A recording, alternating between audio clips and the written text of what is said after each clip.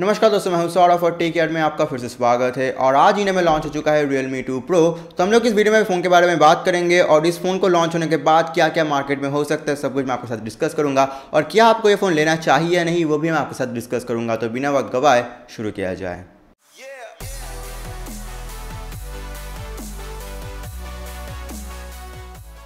तो दोस्तों पहले आते हैं स्पेसिफिकेशन में। तो जो प्रोसेसर है वो है स्नैपड्रैगन 660। आते दोस्तों डिस्प्ले के बारे में, तो यहाँ पे आपको ड्यू ड्रॉप नॉच डिस्प्ले देखने को मिल जाएगा जिसका डायगोनल साइज है 6.3 इंच और रेजोल्यूशन है 1080p plus which is pretty good in this price tag. और प्राइस टैग क्या है वो मैं आपके साथ डिस्कस करूँगा बिल्कुल अंत में। और इसके बाद दोस्तों मैं आऊँगा बैटरी के मामले में। तो बैटरी यहाँ पर 3500 mAh का है। और मैं आऊँगा कैमरे के बारे में। तो कैमरे का जो स्पेक है वो मुझे काफ़ी बढ़िया लगा। एक जो प्राइमरी कैमरा है वो 16 मेगापिक्सल का एक प्राइमरी कैमरा, जहाँ पे सोनी का IMX398 सेंसर लोगों ने यूज़ किया है। जो लेंस यहाँ पर उन लोगों ने यूज़ किया है वो है f1.7 एपर्चर का और this is a very wide lens and a very fast lens, जो बहुत ही अच्छा एक चीज़ है। तो दोस्तों अब आते हैं सेंसर साइज़ के बारे में। तो सेंसर साइज़ भी काफ़ी इंपॉर्टेंट है। तो 1/2.8 इंच का एक सेंसर साइज़ आपको देखने को मिल जाएगा which is pretty big in my opinion. अगर फ़ोन के मुकाबले देखा जाए तो दैट इज़ प्रीटी ऑसम।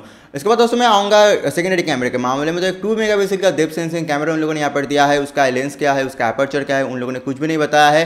तो मैं भी आपको कुछ भी इंफॉर्मेशन नहीं दे सकता। लेकिन जो फ्रंट कैमरा दोस्तों वो है 16 मेगापिक्सल का कैमरा और यहाँ पे आपको f2.0 का एपर्चर वाला लेंस देखने को मिल जाएगा।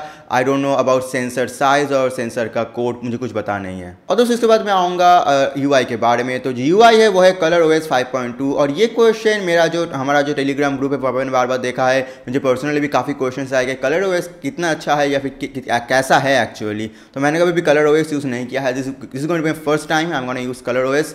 और मैं फ़ोन को खरीदूंगा डेफिनेटली और उसके बाद मैं देखूंगा OS कैसा है। लेकिन बहुत लोगों का ये कहना है कि ColorOS is a major drawback. At least अगर हम लोग RealMe को देखें तो RealMe का जो पोर्टफोलियो है वहाँ पे सब कुछ अच्छा है, स्पेसिफिकेशन अच्छा है, कैमरा अच्छा है, ये अच्छा है, वो अच्छा है। लेकिन उनका जो UI है ये बहुत लोगों को अच्छा नहीं लगता है। अब बहुत लोगों को नहीं लगता है, मुझे कैसा लगेगा मैं यूज़ करने के बाद आपको बता पाऊंगा। तो एज ऑफ नाउ मैं इसको एक डाउन साइड में रख रहा हूँ क्योंकि बहुत लोगों से मुझे नेगेटिव कॉमेंट्स ही आए हैं अबाउट ColorOS। और दोस्तों RealMe 2 Pro जो लॉन्च हुआ है इसका जो एक्चुअली मुझे जो चीज़ अच्छा लग रहा है कि RealMe 2 Pro तो अच्छा फ़ोन है ही स्पेक्स वाइज, लेकिन इसके बाद बाकी के जो कंपनियां हैं जैसे कि Xiaomi, Asus, Nokia, ये सब क्या करने वाला है मैं इसको लेकर और भी ज़्यादा एक्साइटेड हूँ। क्योंकि 660 14,000 में आ चुका है तो दूसरा कोई ना कोई कंपनी 660 को 13,000 में लेकर आएगा ही आएगा। और उसके बाद कोई ना कोई कंपनी 660 के बाद 710 को 15,000 के बीच लेकर आएगा। तो बहुत जल्द हमारे हाथ में काफ़ी ऐसे फ़ोन्स आने वाले हैं 15,000 के नीचे जहाँ पे हम लोगों को 660 और इवन 710 भी देखने को मिल जाएगा स्नैपड्रैगन की तरफ से।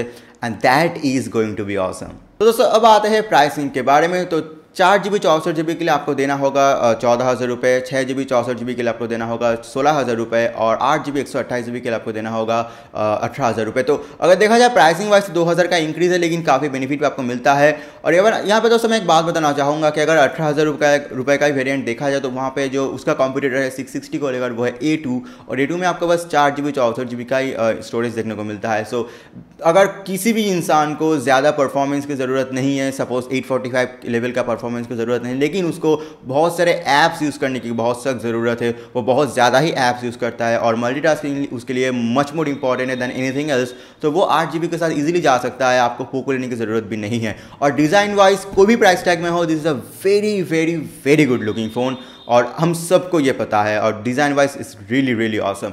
अब आते हैं दोस्तों 16,000 में। और 16,000 में काफ़ी सारी यहाँ पे ऑप्शन आपको मिलता है। मोटो का 1 पावर मिलता है जिसका ब्रांड वैल्यू काफ़ी अच्छा है। Xiaomi Redmi Note 5 Pro आपको मिलता है। Zenfone Max Pro का 6GB वेरिएंट आपको 15,000 में मिल जाएगा।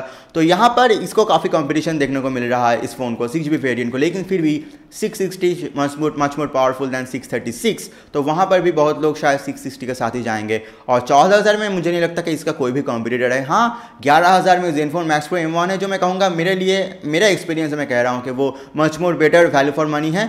लेकिन 13,000 में जो है 4GB 64GB का Zenfone Max Pro M1 उससे मुझे पर्सनली ये फ़ोन बेटर लगा, वैल्यू फॉर द मनी है अगर हम लोग दोनों फ़ोन के बीच कंपेयर करें 4GB वेरिएंट में। लेकिन अभी मैं कहूँगा कि 3GB 32GB में जो Zenfone Max Pro M1 आता है वो best value for the money phone है इससे भी ज़्यादा। लेकिन 14,000 या फिर अगर 14-15,000 आपका बजट हो, तो अगर मेरा भी बजट होता तो शायद मैं RealMe 2 Pro के साथ जाऊंगा। लेकिन अभी भी एक प्रॉब्लम है वो इसका UI, तो उसे मुझे पर्सनली चेक करना है। स्पेक्स वाइज फ़ोन काफ़ी बढ़िया है लेकिन at the end of everything in user experience कैसा होगा ये भी देखने वाली बात है। तो उसके लिए मैं फ़ोन को डेफिनेटली खरीदूंगा 4GB 64GB वेरियंट को। बाकी का जो फ़ोन है मेरा 4GB वेरियंट सबके साथ मैं कंपेयर करूँगा। तो बने रहिए हमारे साथ, और आज के लिए इतना ही। मुझे उम्मीद आपको वीडियो अच्छा लगा होगा। अगर आपको अच्छा लगा तो आप जानते हो क्या करना होगा, अच्छा नहीं लगा तो आप जानते हो क्या करना होगा। अगर चैनल में नए हो डेफिनेटली सब्सक्राइब करें हमारे चैनल से, बेल बटन को जरूर दबाइए ऐसे और भी नोटिफिकेशंस के लिए। और तब तक के लिए अलविदा, आपसे मुलाकात होगी मेरी नेक्स्ट वीडियो में।